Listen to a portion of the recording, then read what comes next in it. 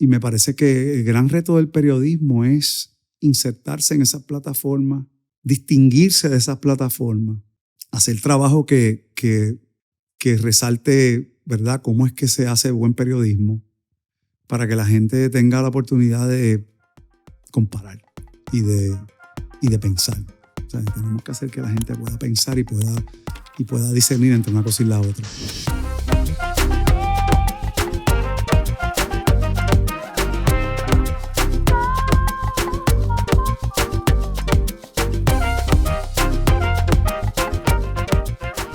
Luis Guardiola, ¿qué está pasando? Pues mucho está pasando, mucho, gracias a Dios. Oye, un placer tenerte, en verdad.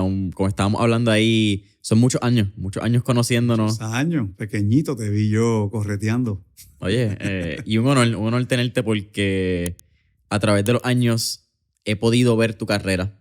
Es bien interesante porque aunque tú sientes que conoces a las personas, es como que, sí, como que Luis, me acuerdo de chiquito. No es lo mismo conocerte a de momento actually tratar de conocerte y pasar un tiempo estudiando la carrera de Luis, cómo fue su proceso, tus años en el Canal 24, que no hablamos de eso.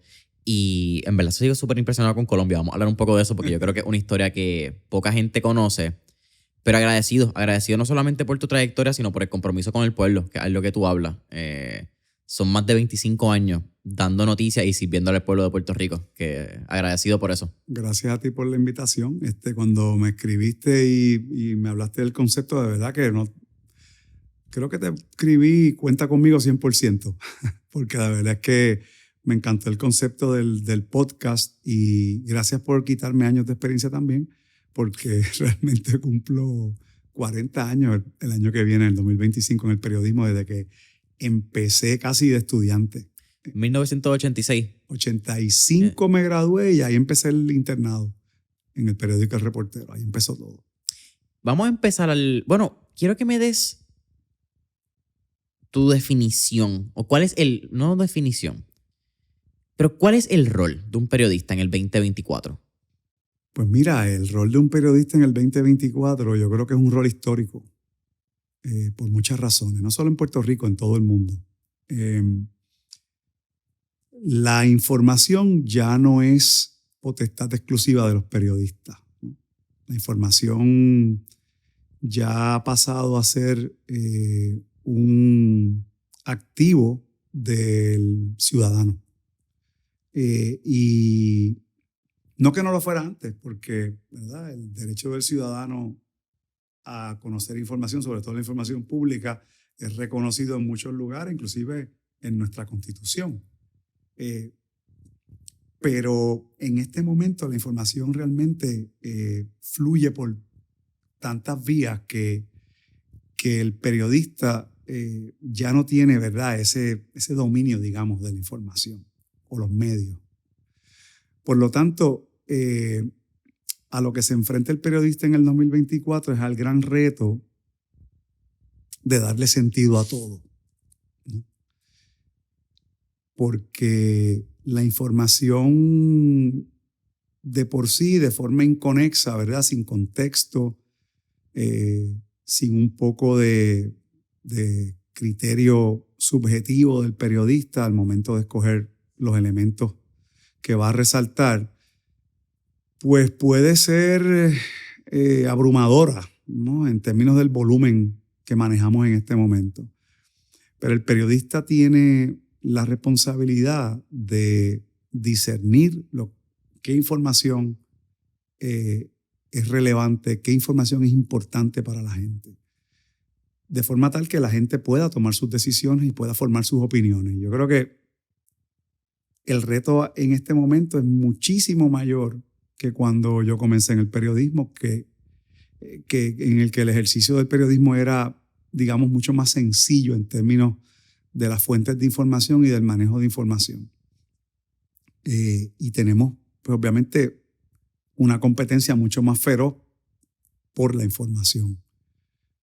Pero nosotros, pienso que por nuestra, ¿verdad?, por nuestra formación precisamente, somos los llamados a darle sentido, a darle contexto, a poder lograr que esa información realmente sea útil para la gente y que se pueda discernir entre la información que es real y la que no es real, que es un issue de nuestros tiempos, me parece a mí. Toñito, como Sí. te dice tu familia. Así mismo. ¿Qué tenemos que conocer de tus años creciendo para entender quién eres hoy en día? Pues, bueno, uno es uno y la totalidad de sus circunstancias, ¿verdad? Yo soy yo y mis circunstancias. Y si vamos a hacer la historia completa, te necesitamos 4 horas de podcast, pero si lo fuera a resumir, yo te diría que mi entorno familiar fue un entorno que me marcó grandemente, como a todos, pero en mi caso, la figura de mi papá fue una figura bien importante en mi vida. Falleció cuando yo tenía 14 años y fue una figura que me impactó mucho en términos de lo que yo soy hoy. Mi mamá, increíble, una persona extraordinaria.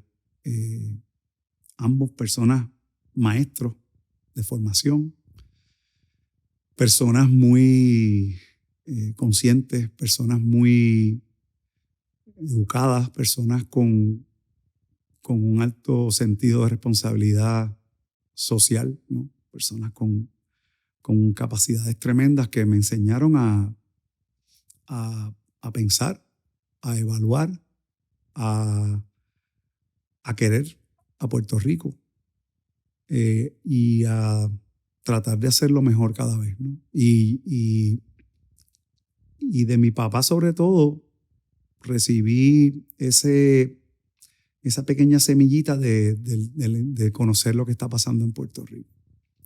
Estar al día con la situación de actualidad en ese momento, ¿verdad? Y yo te diría que hubo eventos durante mi infancia que yo después, y mi adolescencia, que yo no sabía que me iban llevando hacia este camino.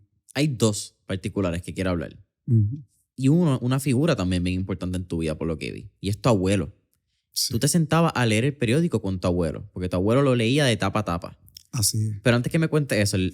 el periódico se lee tapa del frente atrás o atrás hacia el frente. No, yo empezaba de atrás hacia el frente en un momento dado, de los deportes hacia las noticias ¿verdad? Noticias fuertes, como decimos. Esa es la manera correcta, by the way. De atrás para el frente siempre. Sí, ya. Últimamente empiezo del frente para atrás. Pero hay momentos en que también vuelvo a ese origen. Y sí, él se sentaba por las noches a ver el periódico, a leer el periódico, leía o sea, hasta los edictos. Yo siempre digo esa parte porque era bien interesante. Y yo veía eso inconsciente de lo que eso podría producir en mí eventualmente. Pero después yo seguía haciéndolo igual que él. Y yo peleaba por el periódico cuando llegaba a la casa. Nadie lo podía ver hasta que yo terminaba de leerlo. Yo repartía periódicos también, así que igual cuando llegaba a la casa era leer el periódico y tenía esa inquietud. Veía noticias en televisión, oía noticias en radio. O sea, yo tenía esa conciencia, ¿no? de que la información era importante y de que saber era importante y preguntar era importante.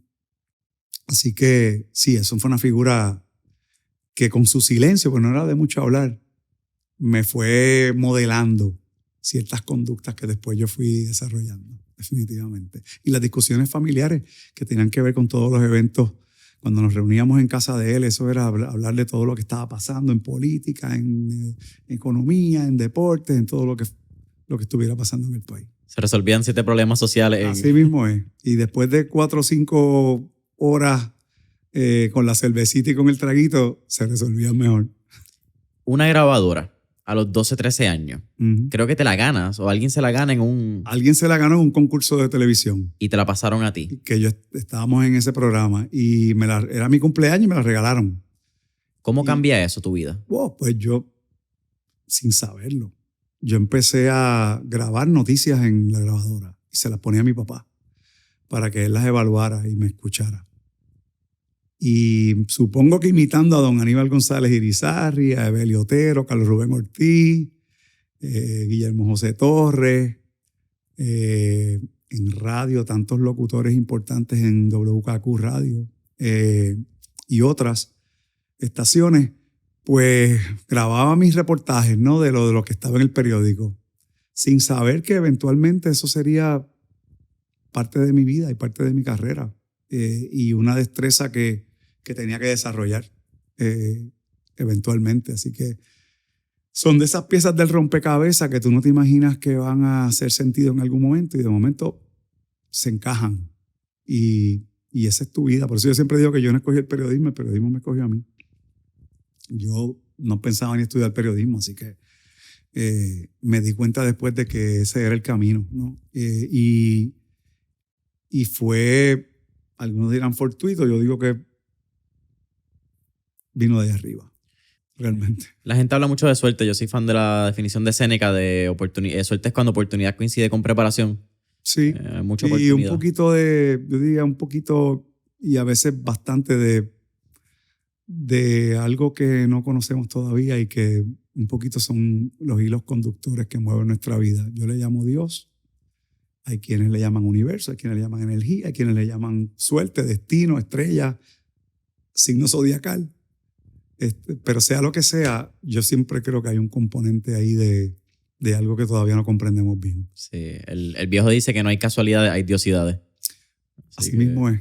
Algo de cierto hay en todas esas vertientes que tú dices, energía, diosidad, etc. Cada cual lo ve a su forma y se respeta, pero yo lo veo a la mía.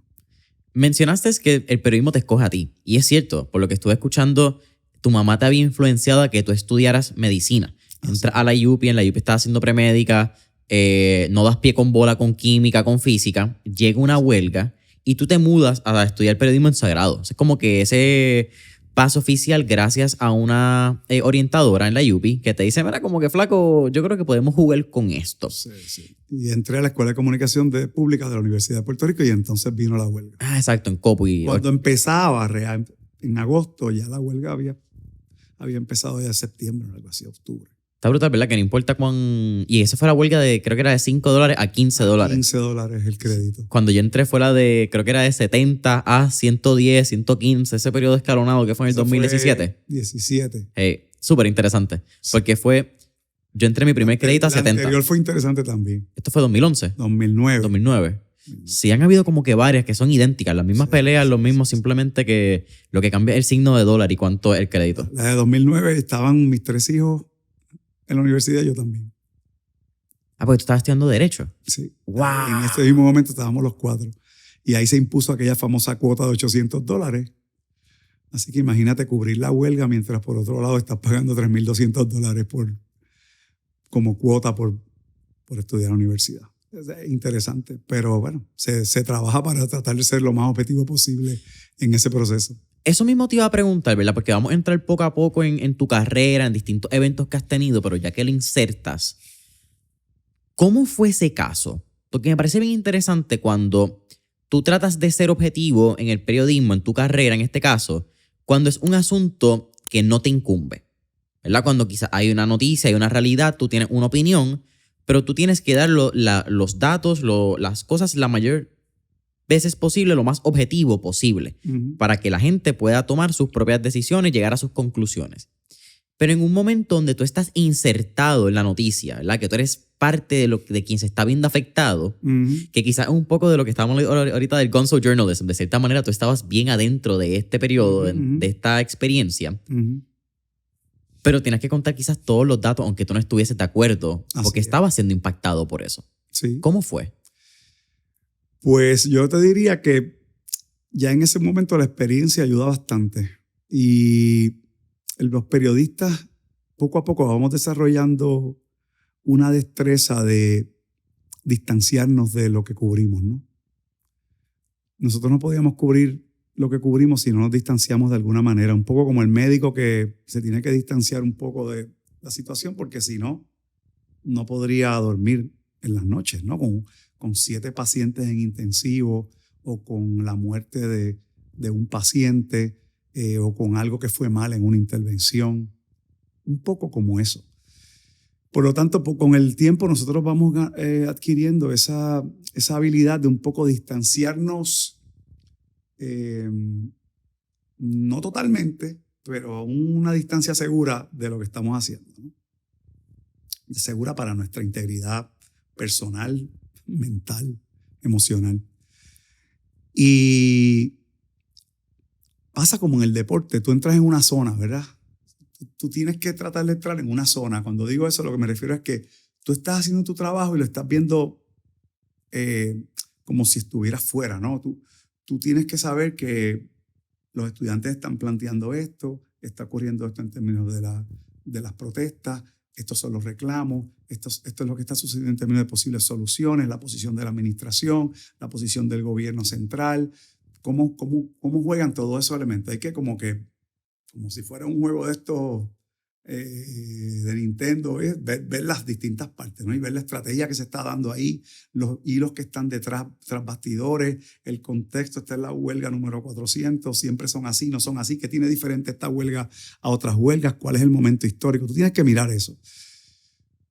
Y si tú estás suficientemente concentrado en eso, tu situación particular no viene al caso. Tú decías al principio, ¿cómo tú haces si esto te afecta? Si es algo que tú estás metido. El periodista está metido en todo. Cuando tú cubres un asesinato, tú estás pensando que ese es tu hijo, ese es tu vecino, esa es una situación que afecta a una comunidad, esa es una situación que afecta a un país. Esto produce esta otra serie de cadena de eventos y me afectan a mí también. O sea, ¿cuántas veces yo le di consejos a mis 4 hijos sobre la situación en la calle, lo que estaba pasando, los peligros que hay? O sea, que no hay tal cosa como que un periodista se puede abstraer de una noticia X, aunque sea una noticia muy técnica de economía, la deuda, la junta, la jueza Taylor Swain. Porque el periodista que realmente está comprometido con su profesión, pienso yo, se vive lo que está pasando, no simplemente lo cubre.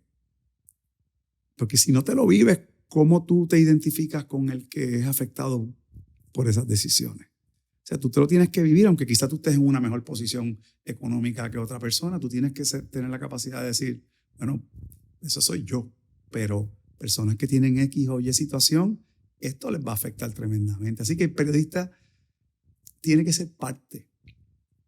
Por eso no es tan difícil, pienso yo, sustraerte un poco de lo que está pasando para poder entenderlo y poder transmitirlo y poder hacer un reportaje, redactar una noticia.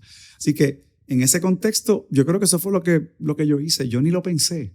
Para mí no era un tema lo que eso representaba para mí. Si eran $50 más el crédito, 100 o 3 o ninguno. Porque ese no era mi rol ahí.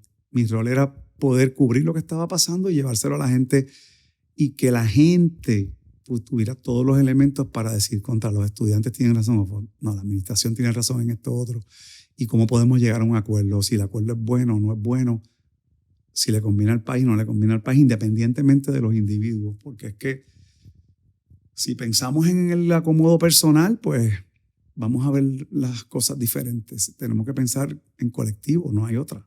No estamos es una isla, pero no somos una isla. Si me entiendes, ¿no?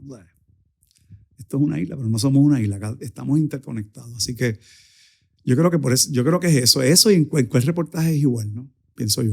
Eso es un buen ejemplo que aplica a cualquier otra cosa que yo hago. Volviendo a tu inicio, ¿verdad? De esa experiencia. 1985, tu internado en El Reportero.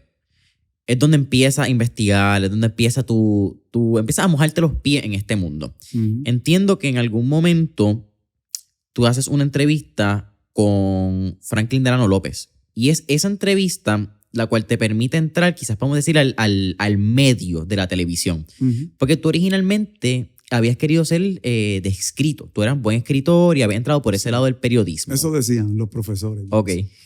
¿Cómo fue esa transición y cómo cambió tu vida esa entrevista con Franklin Delano López?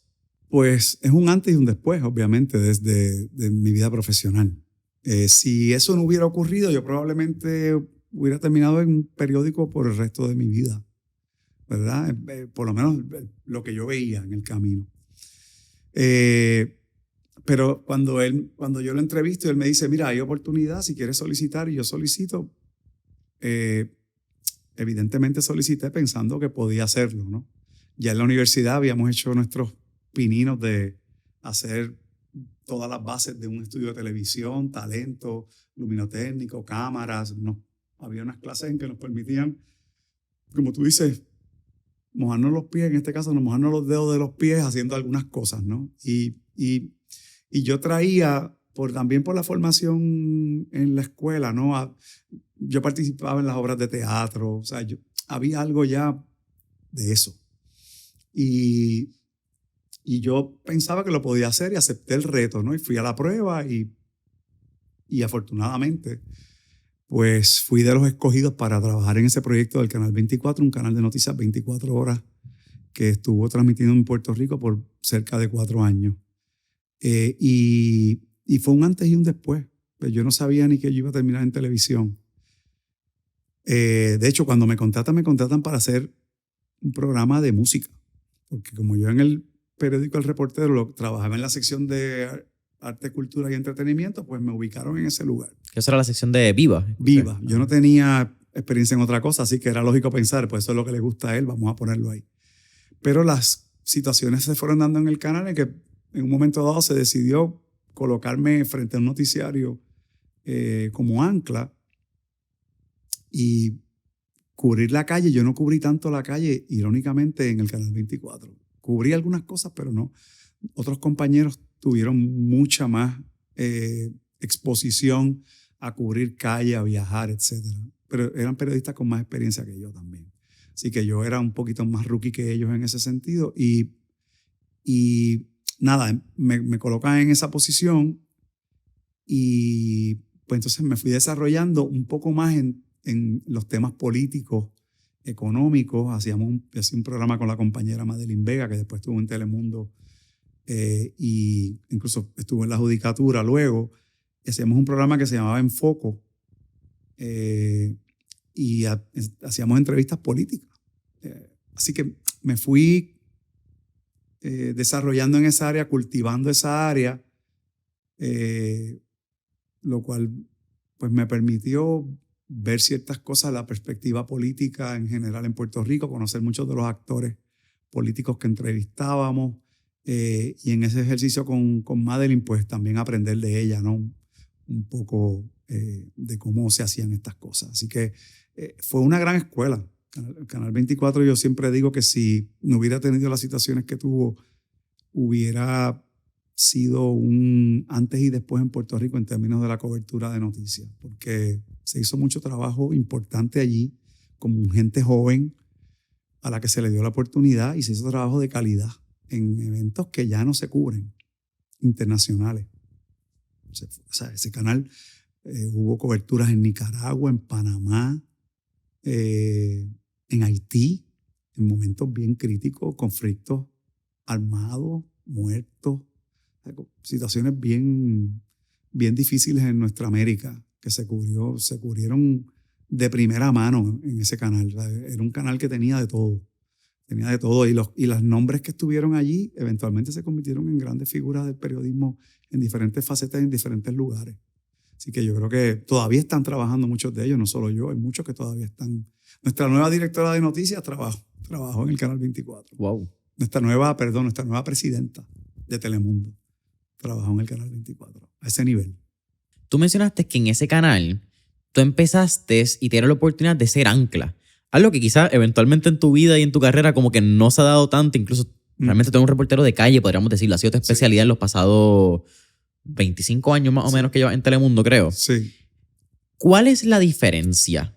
Porque en televisión lo vemos, ¿verdad? En televisión es, ok, uno siempre está en el estudio, otro está en la calle, otro está cubriendo temas. Pero desde la carrera, ¿qué cambia? Entre reportero y ancla. Y ancla. Pues mira, se supone que la posición de ancla sea una posición que se gane en la calle. Por lo menos así había sido hasta buen tiempo de mi carrera, ¿no? Lo que pasa es que mi hipótesis es que en un momento dado se crean tantos espacios noticiosos en televisión que hay que llenar, ¿no?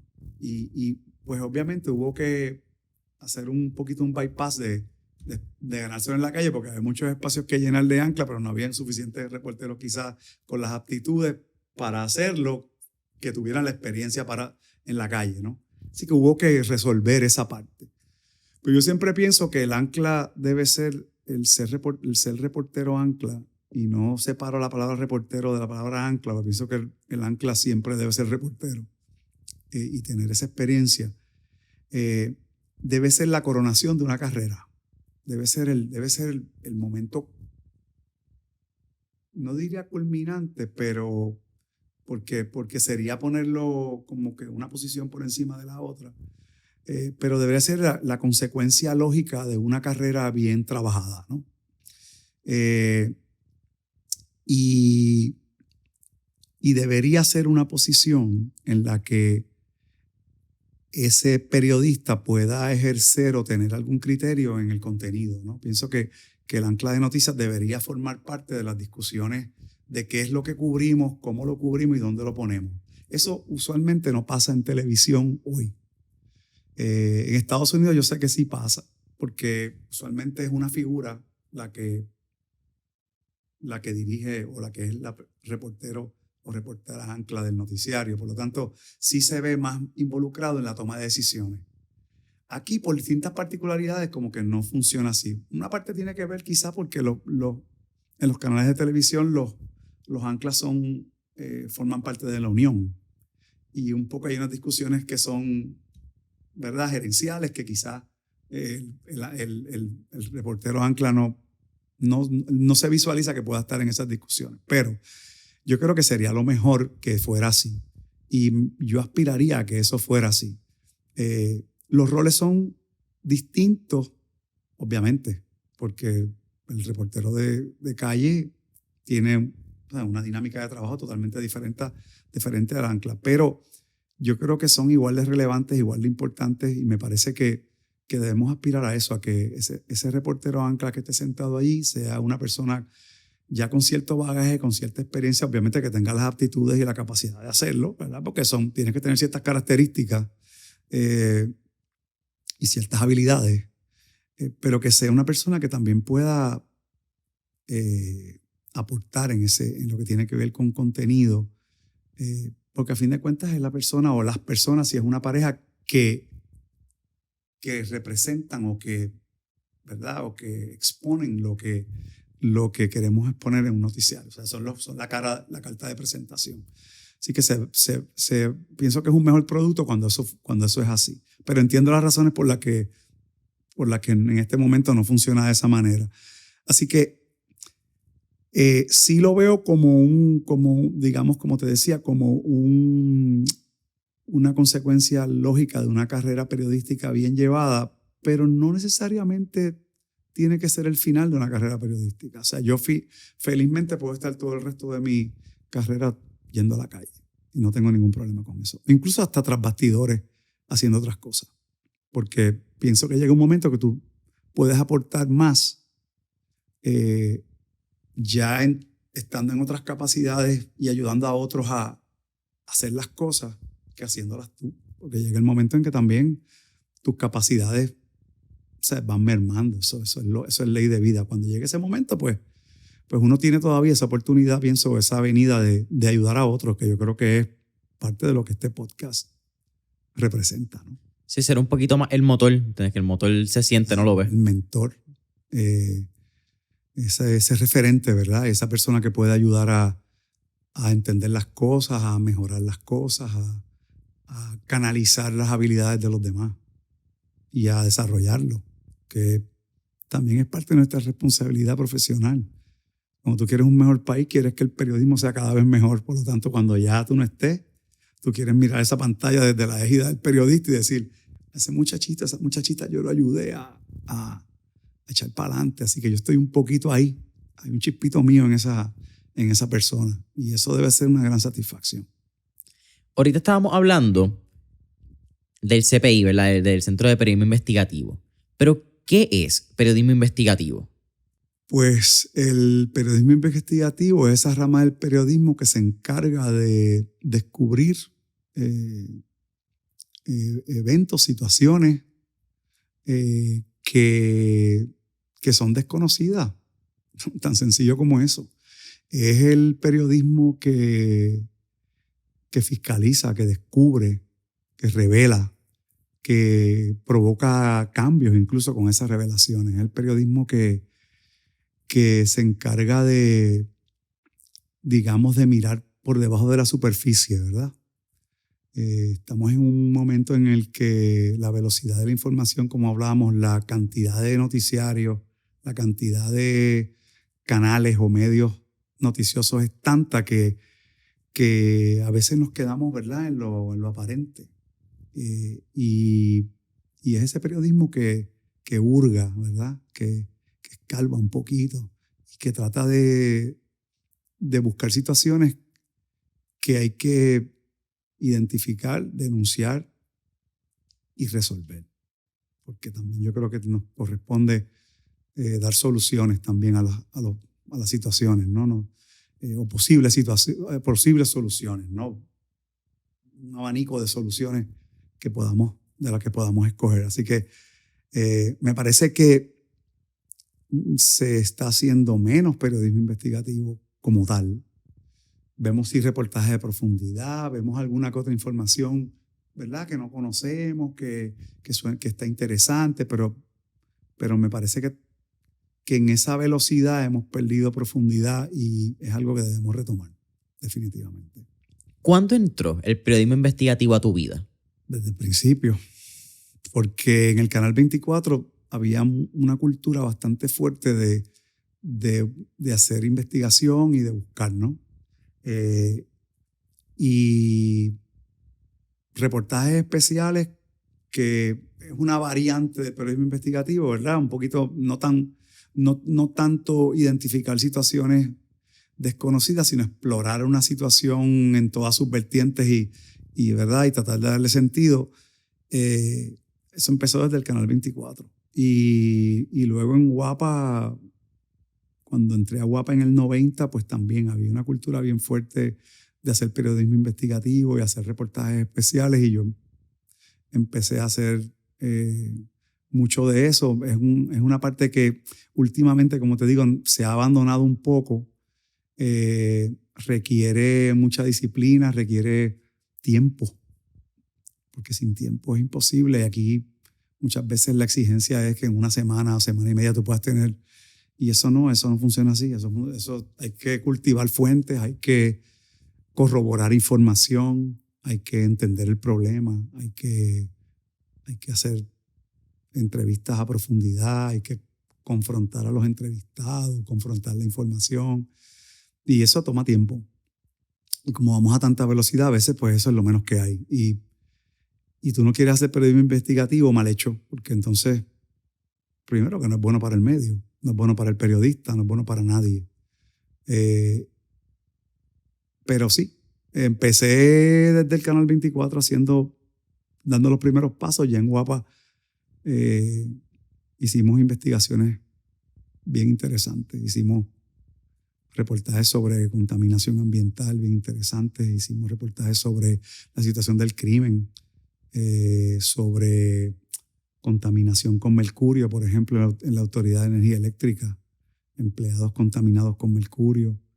Se manejaba con las manos de los instrumentos que utilizan ellos. Eran prácticas que no debían ser, pero que pues, en ese tiempo se hacía así. Hicimos unas cuantas investigaciones, el equipo de trabajo de Noticentro hizo grandes investigaciones, y cuando pasé a Telemundo también hicimos investigaciones bien interesantes de diversos temas. Y lo bueno del reportaje investigativo es que te permite profundizar en temas que a lo mejor tú no conoces y que la gente no conoce. Y de eso es que se trata, ¿no? De exponer situaciones inéditas para la gente. Y yo espero que lo retomemos con más fuerza en la medida que las aguas vayan a su nivel y podamos adaptarnos a los cambios que estamos viendo, que son bastante acelerados y interesantes también. Únicos. También. Sí, estamos en una época de transformación tremenda en términos tecnológicos, de verdad. Y la televisión como la conocemos no va a ser igual, ni la radio, ni los periódicos. Y lo que tenemos que tratar de preservar es que el periodismo se mantenga como tiene que ser. No se contamine con otras cosas. Llévame 1999, porque quise hacer esa pregunta de periodismo investigativo, porque particularmente en agosto y septiembre de 1999, tú tienes una de estas coberturas, reportajes especiales, que podemos decir que hace un antes y después de tu vida. Y es con Rosa de la Cruz. Una puertorriqueña, sí, Rosa de la Cruz, dije el nombre bien para estar seguro, eso es importante los nombres. Una puertorriqueña de descendencia colombiana que se va, si no me equivoco, a Barranquilla a estudiar. Y mientras estaba en un tour, estaba navegando dentro de la ciénaga, lo tengo, el Torno. A ella la secuestra, su novio y unos grupos de personas, lo secuestra el ELN, el Ejército Libertador Nacional. De Liberación Nacional. Liberación Nacional. Y Luis Guardiola, tú tenías en este momento 18... Tú no tenías 30 años, 30 tocado. 37 años. 37 tenías. Tú decides irte a Colombia con un fotoperiodista a cubrir este evento. No solamente, y te vas también con el abogado y con el doctor que estaban negociando la devolución de la joven, podemos llamarlo así, Sí, la entrega. Sí, la entrega. Sí. ¿Cómo fue eso? Primero quiero ir un poco en la toma de decisión porque hoy en día es bien fácil hablar de Colombia. En el 2024, después de como que 2017, 2018. Todo el mundo va a Colombia. Está súper cool. En verdad, es bien loco porque tú vas... Medellín, Bogotá.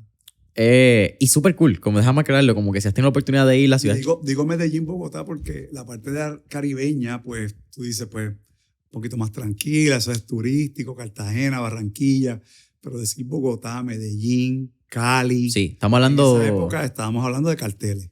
Sí, estamos hablando de que te secuestraban, te mataban. Sí, sí. Sí, y bueno. Y varias guerrillas, porque estaba la FARC también. Siempre estaba la FARC, está el ELN, tenías también tus paramilitares, que eso era algo bien común, los ejércitos de los paramilitares. Si han visto el patrón del mal, has visto Pablo Escobar, más o menos estás como que alineado en estos grupos y cómo funcionaba la civilización, porque no quiero decir ni la política ni la economía, creo que era la civilización colombiana en ese momento.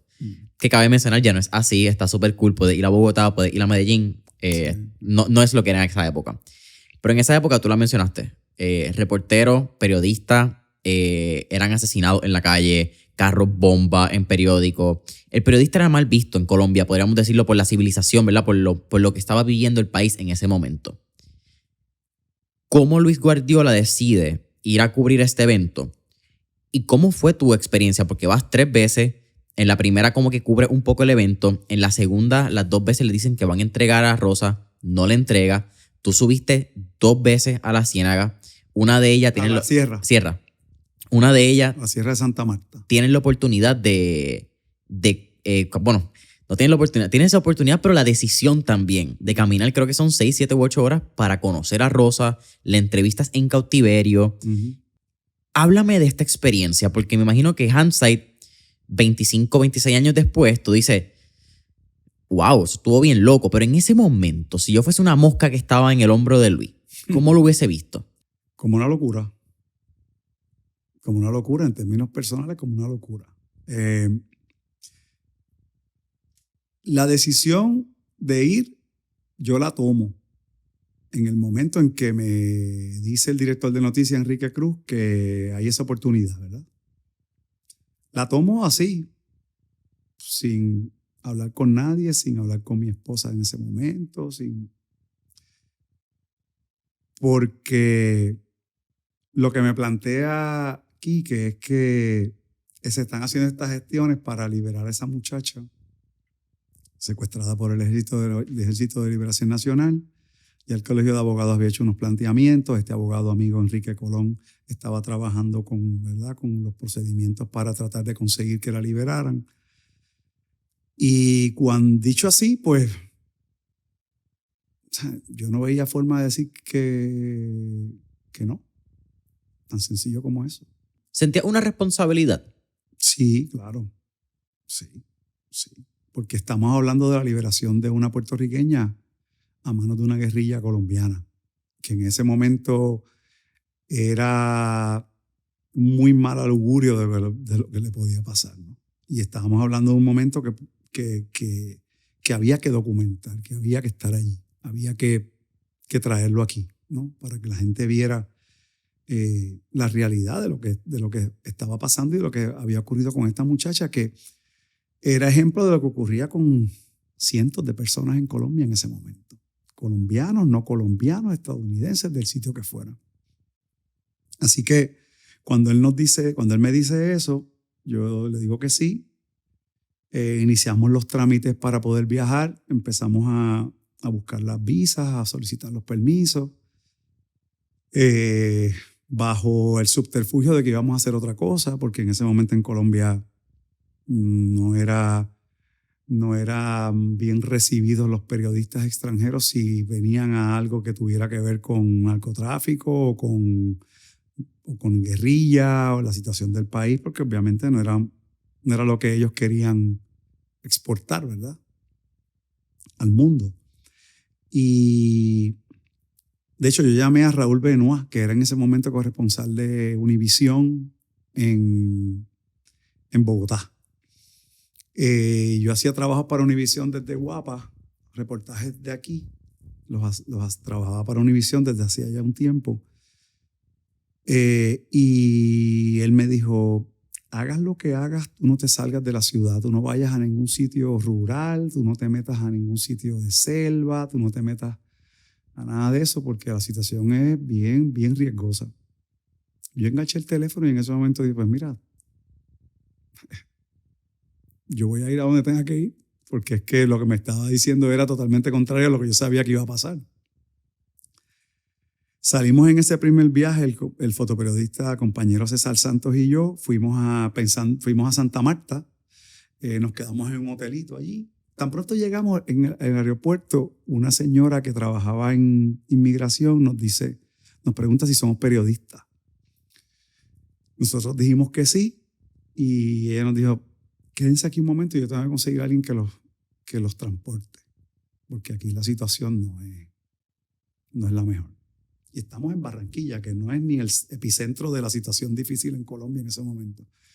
Ella nos consiguió un chofer, Jairo, que fue nuestro chofer en los 3 viajes. Una vez llegábamos allí en el segundo y tercero, era llamar a Jairo que nos fuera a buscar. Y él fue la persona de nuestra confianza allí en términos de transporte. Una mujer que yo jamás supe quién era, nos conecta con esta persona. Y fuimos a Santa Marta, ahí esperábamos que el abogado y el doctor que habían ido a la Sierra Nevada de Santa Marta regresaran con noticias sobre la liberación. Cuando ellos regresan, nos dicen que la guerrilla no la va a liberar. Entonces nosotros... Esto sigue siendo primer viaje. Primer viaje. Cuando nosotros llegamos al hotel en ese primer día, que prendemos el televisor, en la televisión colombiana, Radio Caracol, Televisión Caracol o RCN, una de esas. La primera noticia que vemos es que acaban de matar a Jaime Garzón. El comediante y periodista. Jaime Garzón era un periodista que hacía periodismo a través de comedia. Único. Yo no he visto a alguien como él en mi vida. Excelente. Lo asesinan en Bogotá ese día. Entonces César y yo nos quedamos petrificados. Nos metimos en ese cuarto, nos atrevimos a salir. Cuando el abogado y el doctor nos dicen que nos van a liberarle, yo digo a César y yo nos reunimos de emergencia. A ver qué íbamos a hacer, porque el abogado nos dice, podemos subir mañana otra vez. Y César y yo, y lo he dicho antes, pero no tengo problema con repetirlo porque no me da ninguna vergüenza. Estamos muertos de miedo. Y yo le dije a César, mira César, nosotros vamos a decir que nosotros hablamos allá en Guapa y que nos dijeron que nosotros no podíamos subir para allá. Porque nosotros primero no tenemos garantía que la van a soltar. No tenemos por qué arriesgarnos a algo que no va a producir nada. Así que vamos a ser pragmáticos aquí y vamos a redirigir esto. Nos vamos a Barranquilla, hacemos entrevistas con la familia, con los amigos de ella, tratamos de conseguir material, vamos a la universidad, recreamos un poco qué fue lo que pasó. Conseguimos grabaciones en video de ellos disfrutando, ella y el novio, en salidas así en bote. O sea, conseguimos material, hicimos una serie de reportajes que trajimos sobre lo que pasó, ¿no? Y un poco también sobre las gestiones que se estaban haciendo, ¿no? Y de que no habían dado fruto. Entonces, la expectativa era que eventualmente la guerrilla sí iba a acceder. Y ahí es que se da el segundo viaje. Segundo viaje con otro fotoperiodista, Georgie Rodríguez. Que escuché eso, que te cambiaban de fotoperiodista en Sí, cada... fueron 3 fotoperiodistas. Yo era la constante. Y entonces fuimos y nos dirigimos otra vez a Santa Marta. En esa ocasión subimos a la sierra, a un lugar que se llama Rodadero. Ahí esperamos a la guerrilla y la guerrilla llegó y, como mencionaste, luego de decir que le iban a liberar, dijeron que hubo unas situaciones, que hubo unos cambios por movidas del ejército colombiano, situaciones de la dinámica de guerra de ese momento de ellos, ¿no? Allí de conflicto, y por lo tanto no le iban a liberar. El licenciado Colón entonces habló con ellos, me dijo, dame un momento, habló con ellos y me dijo, mira, conseguí que la puedan entrevistar. Nosotros dijimos, pues perfecto.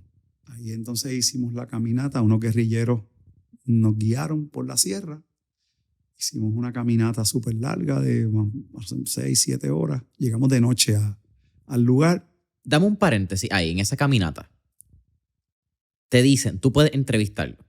Y en tu mente, tan pronto te dicen, yo puedo entrevistarla o nosotros podemos entrevistarla, tú dices, dale, yo voy por ahí para adelante. En tu mente nunca hubo espacio de, en 6, 7 horas me desaparecen, me matan, nunca vuelvo. Como, ¿qué pasa por tu mente cuando tú ves?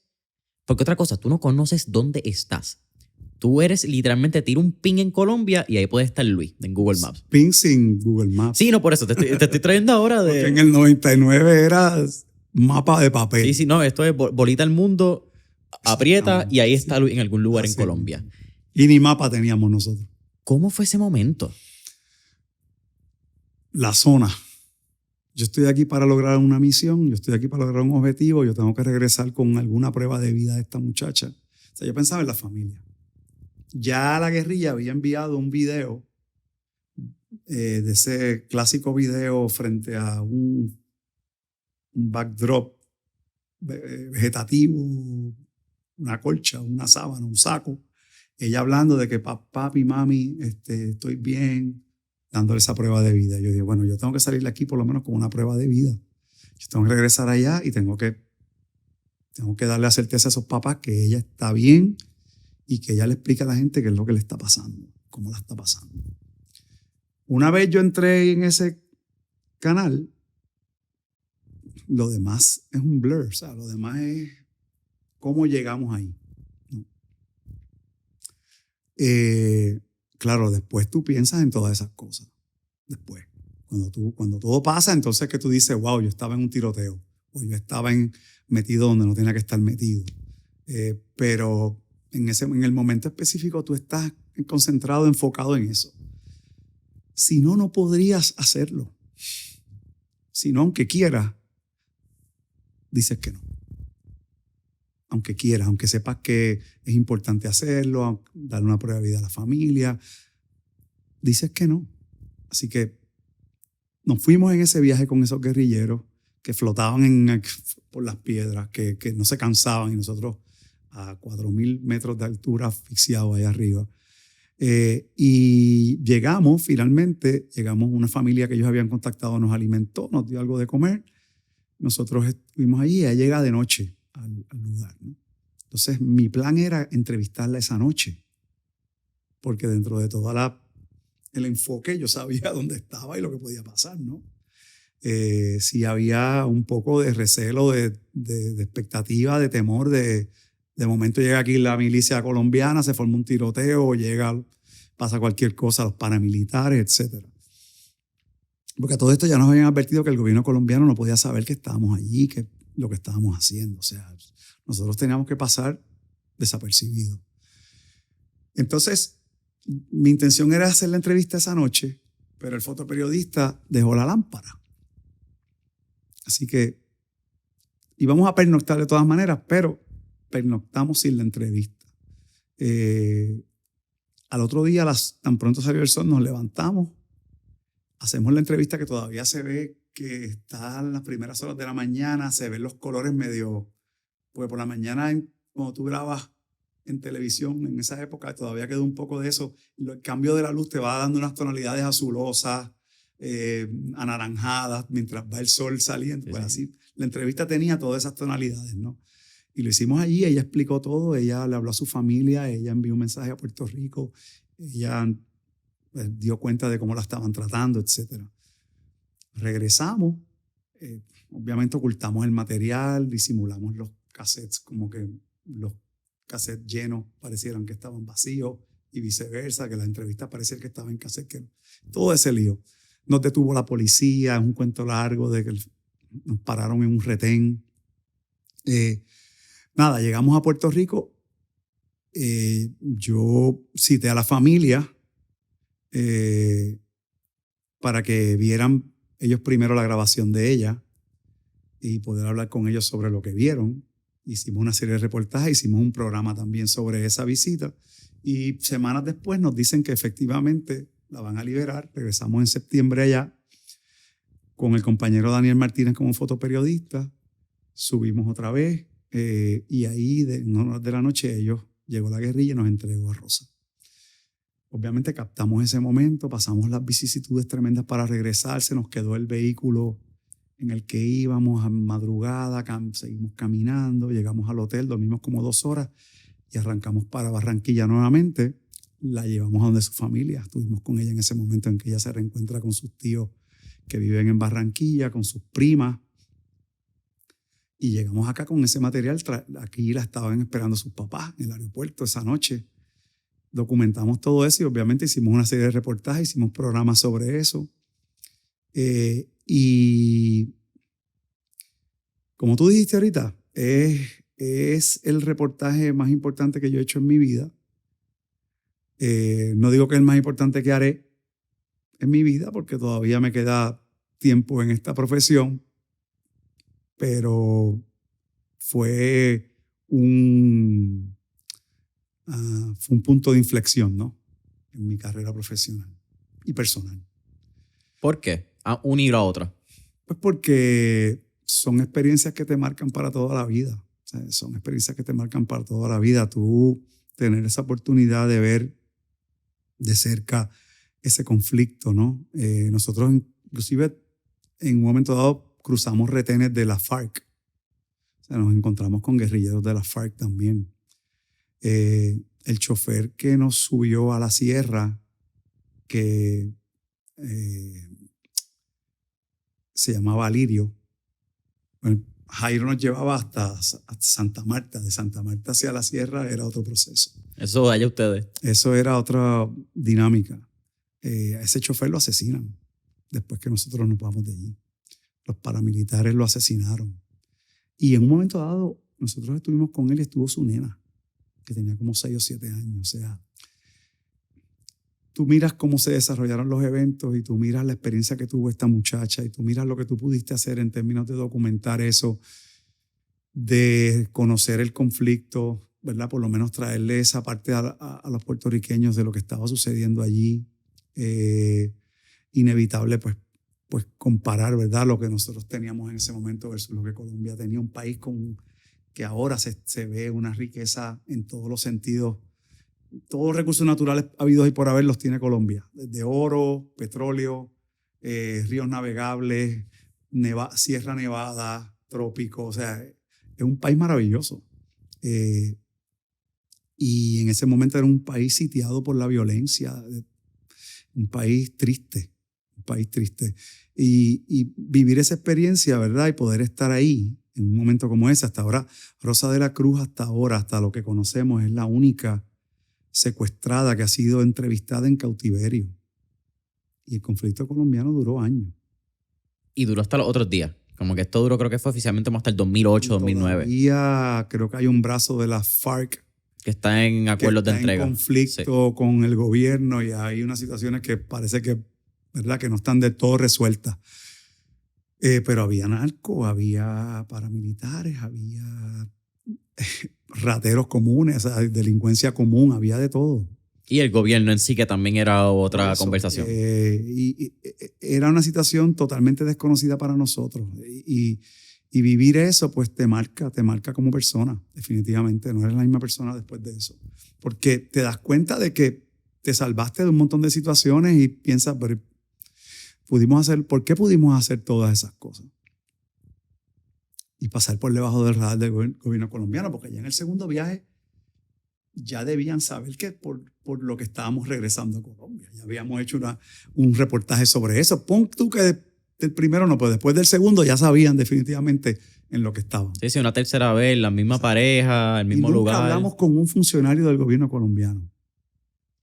Ni uno. Ni con un diputado, ni con un jefe de Departamento de Estado, ni con nadie del gobierno colombiano. Esto fue al margen del gobierno colombiano. Pero en algún momento dado, yo entiendo que sabían para lo que estábamos allí y por alguna razón no nos detuvieron. Hicieron la que lo victoria. pudieron haber hecho. Era fácil cogernos en Santa Marta en un hotel y sacarnos del país. Era sencillísimo para ellos. Así que de ahí entonces es que yo me voy de Guapa a Telemundo. Esa es la parte, ahí es que me llaman de Telemundo a raíz de eso, porque obviamente esos reportajes causaron un movimiento de audiencia, ¿no? En un momento dado bastante marcado a favor de Guapa. Así que también eso fue importante en términos profesionales. Y ahí entra a Telemundo, donde ha sido tu casa desde entonces. Ahí entonces entró en el 2000 en Telemundo, sí. Y obviamente ahí he hecho la carrera en los últimos 25 años. Estábamos hablando un poco pre-podcast session, esa sesión que yo le llamo, y hablamos de un par de cosas, pero ahí es lo que me llamó mucho la atención, Luis, que es el tras bastidores. Ustedes cuando son periodistas, son reporteros, el público los ve, están en cámara y uno tiene quizás un entendimiento, uno puede palpar algunas cosas, ¿verdad? De cómo funciona el día a día de ustedes, la carrera, pero pocas personas logramos de verdad entender el sacrificio que toma ser un periodista y un reportero. ¿Cuáles son algunas de esas cosas que tú dirías que la gente, el público general, no ve de la carrera del periodismo? Pues yo te diría que cuando se trabaja el periodismo de forma, ¿verdad?, comprometida, sacrificas, siempre vas a sacrificar. Vas a sacrificar, por ejemplo, tiempo de la familia en muchas ocasiones. Cuando te estás abriendo paso en el periodismo, pues, y en cualquier profesión, tú los primeros años tú le quieres dedicar las 24 horas prácticamente a lo que estás haciendo. Y quieres aprender y quieres, ¿verdad?, cubrir ciertas áreas de inseguridad, quizá, desarrollar destrezas, conocer, y quieres estar, ¿verdad?, conectado en todo momento con lo que estás haciendo. Y sacrificas tiempo de familia en muchos sentidos, sacrificas calidad de tiempo de familia, porque tú quieres estar pendiente a lo que está pasando y la familia está haciendo otras cosas y tienes que dedicar tiempo a los muchachos y a tu pareja. Y la familia sufre. Cuando yo mencionaba, no sé si fue previo a que empezáramos o lo mencioné ya aquí en el podcast, que hablábamos de un poquito, yo lo comparaba con el médico cirujano, ¿verdad? Que está pendiente de un paciente en sala de operaciones, ¿no? Y nosotros, por lo menos yo siento ese compromiso de mantenerme pendiente de lo que está pasando. Y pues obviamente no es la mejor calidad de tiempo a veces lo que le puedes dar a tus seres queridos. Y un poquito es eso, ¿no? Es tú tener esa responsabilidad como el médico cirujano de que se me muere el paciente si yo no estoy pendiente. No es real en muchos casos, pero es lo que uno piensa. Y si tú no tienes la pasión por el periodismo, pues probablemente no lo vas a experimentar igual. O sea, y por cualquier profesión. Después te das cuenta que tienes que hacer un balance. La experiencia te permite ya hacer ciertas cosas que antes no hacías, es como todo. Cuando yo empecé a estudiar Derecho, los fines de semana eran sacrificados estudiando, después estudiaba 3 horitas, 2 horitas, porque al principio uno es lo que se adapta, ¿no? Pero sí, y lo otro es que que, como te mencionaba hace un rato, tú tratas de tener una distancia prudente de lo que estás cubriendo, ¿verdad?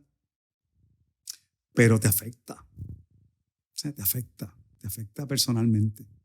Y yo creo que yo no lo llamaría sacrificio, pero es un daño colateral de lo que uno hace, ¿no? Un efecto colateral, un daño colateral es que uno se identifica con las situaciones y se las lleva al pecho, se las lleva a la mente, se las lleva al corazón. Y eso pues también tiene un resultado en uno, ¿no? Positivo, por un lado, pero también es una carga, ¿no? En cierto modo, que uno tiene que saber manejar. Y al principio no la manejaba mal y después uno aprende a manejarla mejor. Y eso también tiene consecuencias en uno. Pero cuando te apasiona lo que tú haces, ¿sabes? De nuevo, eso se pone borroso. Eso es como, está fuera de foco un poquito. Y es el balance que hay que tratar, o el equilibrio, como tú decías antes de que entráramos, el equilibrio que uno tiene que tratar de hacer, ¿verdad? A veces está un poquito, la balanza está más un poquito de un lado que de otro, pero hay que tratar de lograr esa paz mental y que hay que incidir en la familia, sacar ese tiempo que incide en la familia.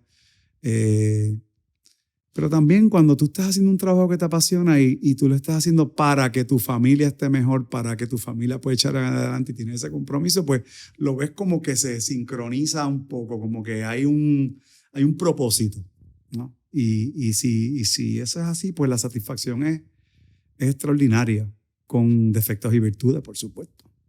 Me hablaste de los retos. Pero ahora, ¿qué es lo más rico, qué es lo más fructífero de ser periodista? Ayudar a la gente. Hacer algo por la gente, hacer un cambio en la vida de la gente.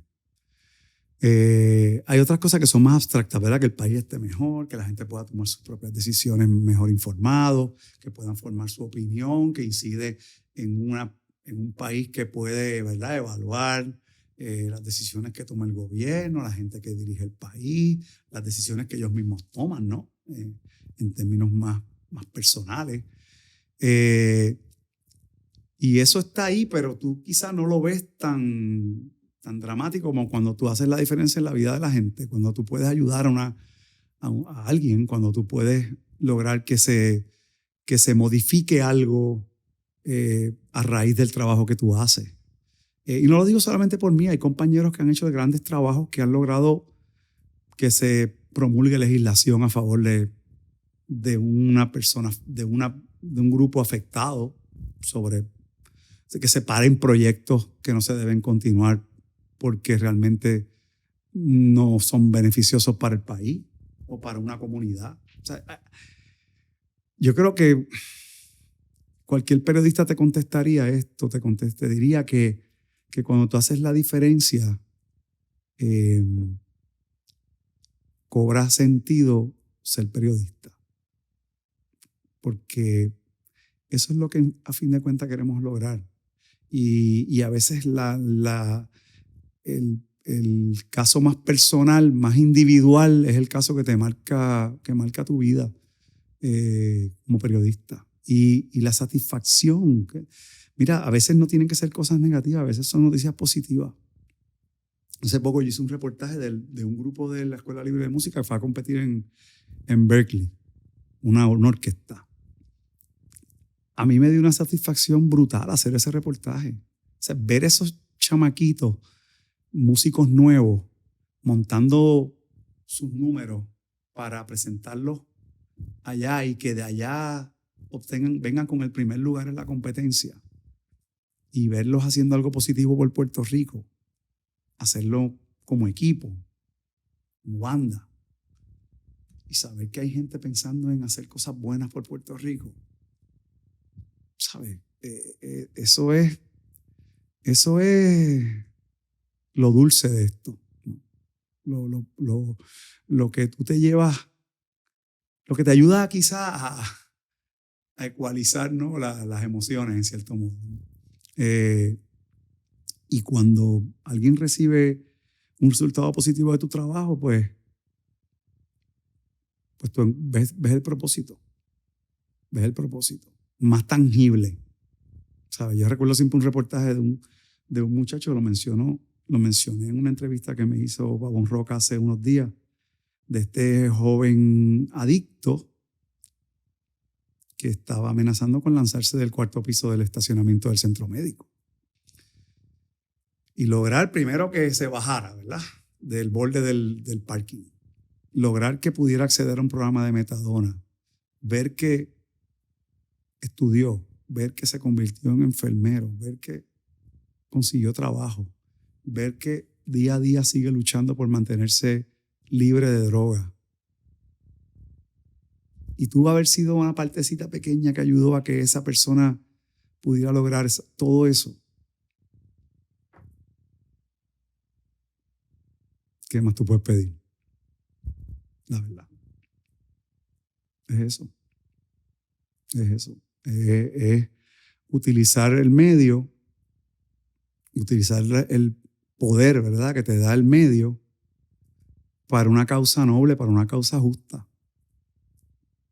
Y darle esperanza a la gente, porque todas esas historias le dan esperanza al pueblo de que hay cosas mejores, ¿no? de que hay algo mejor más adelante y de que somos mucho más de lo negativo que vemos.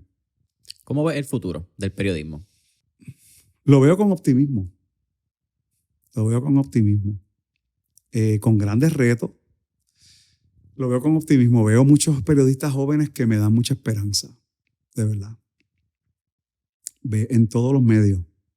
Veo muchos periodistas jóvenes comprometidos, veo muchos periodistas jóvenes educados, bien formados, con conocimiento, ¿verdad?, histórico de dónde venimos, que tienes que saber de dónde venimos, de lo que hemos pasado como país, como pueblo, y deseosos de comerse la calle, deseosos de descubrir, de desfiscalizar, de pedirle cuentas a los que tienen que rendirnos cuentas, y de tratar de formar un Puerto Rico mejor para ellos y para sus familiares y para su descendencia,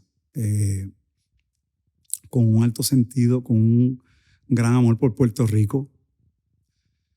Y pienso que hay grandes retos porque la tecnología impone algunos de esos retos, porque la forma en que se hace periodismo ha cambiado, porque hay unos, ¿verdad?, elementos que vemos a diario ¿verdad?, de plataformas de información o canales de información que necesitan de los fundamentos del periodismo para poder dar un mejor servicio a la gente. O sea, información que no se corrobora, información que no se da la oportunidad de responder a la otra parte. Hay mucha información contaminada, como hablábamos. Hay mucha información que no está bien trabajada, bien, o sea, no se dilucida bien, no se busca bien, y se lanza así al público por otros intereses, por intereses económicos, por intereses de llamar la atención, por intereses de crear conmoción. Y me parece que el gran reto del periodismo es insertarse en esas plataformas, distinguirse de esas plataformas, hacer trabajo que resalte, ¿verdad?, cómo es que se hace buen periodismo, para que la gente tenga la oportunidad de comparar y de pensar. O sea, tenemos que hacer que la gente pueda pensar y pueda discernir entre una cosa y la otra. Y nos corresponde hacerlo bien, porque si no lo hacemos bien ante estos retos, podría debilitarse el buen nombre que todavía ¿verdad? En términos generales tienen los periodistas y tiene el periodismo. Y digo periodistas y periodismo porque periodistas y periodismo no es lo mismo que medio. O sea, el medio es una cosa, el periodista y el periodismo es otra. Y nos corresponde dar la batalla en nuestros medios, porque sea así. Nos corresponde defender el periodismo, defenderlo. A los que llevan mucho tiempo, sobre todo, y a los que llevan poco tiempo, porque son los que van a tener que hacerlo en el futuro. Y no deben dejar caer la bola. Luis, al final de Mentores en Línea siempre hacemos 4 preguntas de fuego, así que vamos para encima. Seguro. La primera, si tuviéramos la oportunidad de estar en esta película de Back to the Future y tener el DeLorean, ¿a qué época, década o periodo histórico te gustaría ir y por qué? A la época en que Jesús estuvo en esta tierra. Porque es una figura, es un maestro que hubiera querido conocer personalmente. Y aunque sea tocarle un dedo o verlo de lejos. Segunda pregunta. Tenemos un playlist en Spotify que se llama Mentores en Línea, el playlist, donde tenemos todas las canciones que motivan y pompean a nuestros entrevistados. Así que, con eso dicho, ¿qué canción motiva o pompea a Luis Guardiola? Mira, eso es un playlist. Tiene como 14 horas actualmente. Me estás pidiendo que yo te dé un playlist de las canciones que motivan. Wow, es que son demasiadas, no te puedo decir. Tengo que enviarte mi playlist. ¿Cuál fue la última, así top of mind? Una que pusiste antes de llegar al canal, un reportaje. Wow, es que son tantas. Siempre, yo oigo de todo tipo de música. La salsa siempre es mi fuerte. Eso es el carolinense en ti representando. Sí, Carola, el calentón. El calentón siempre está ahí. Pero, ay, ¿qué te digo? Me pones en un spot porque tengo poco tiempo para pensar, porque si no el podcast va a durar un montón, pero de lo último que he escuchado, ay, Dios mío, no recuerdo ahora mismo. Sigue hablando, a lo mejor me acuerdo cuando termine. Tercera pregunta. ¿Qué 3 libros les recomendaré a nuestra audiencia?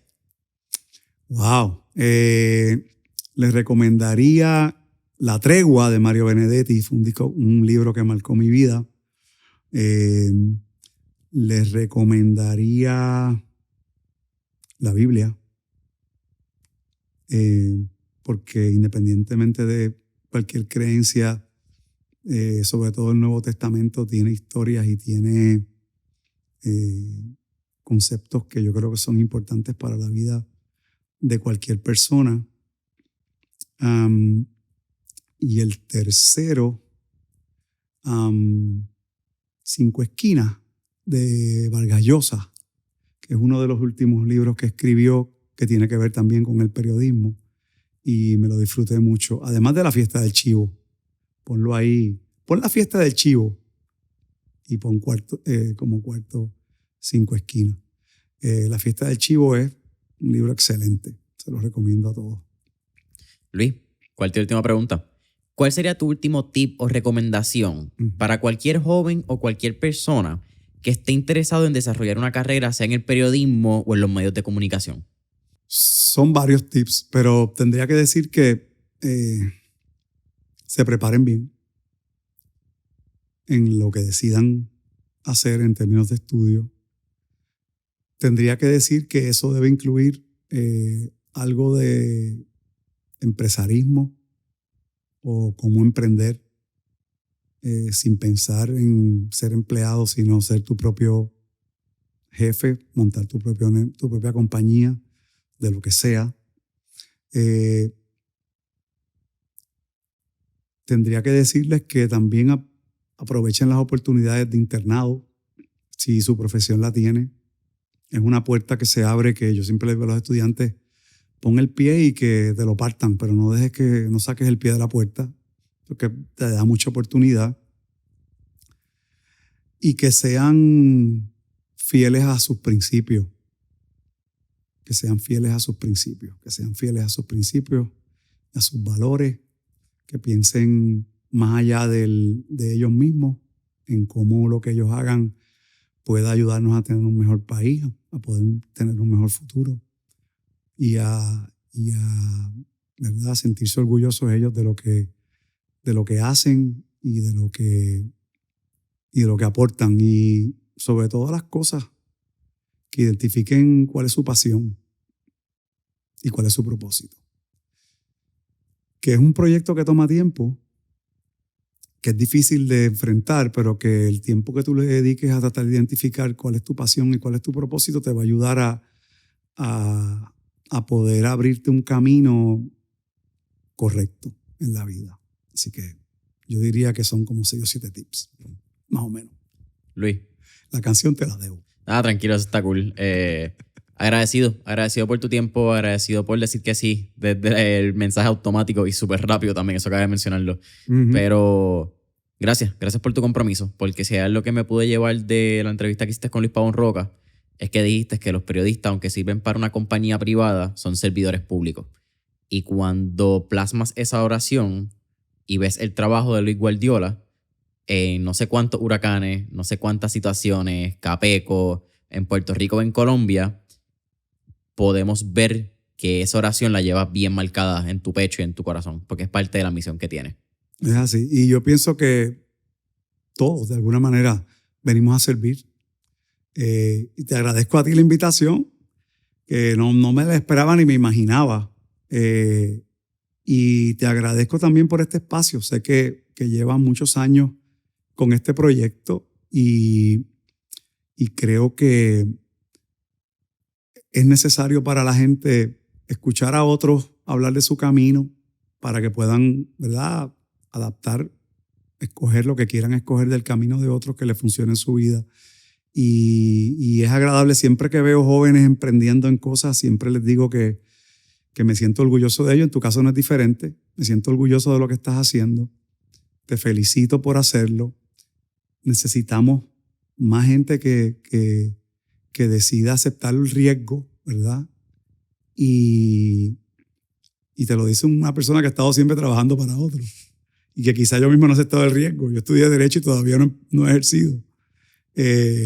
Pero te felicito por eso, porque sé que en estos tiempos para ustedes, la juventud, son tiempos de mucha incertidumbre, ¿verdad? Esta generación ha pasado por mucho.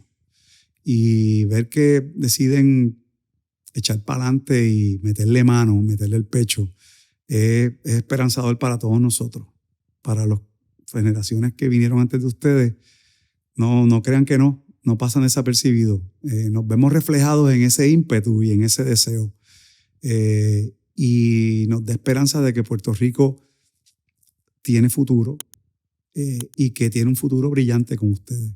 Y se lo digo a todos los jóvenes que veo en el kiosquito de café, en el chinchorrito donde están apenas 2 trabajando, haciendo patria todos los días.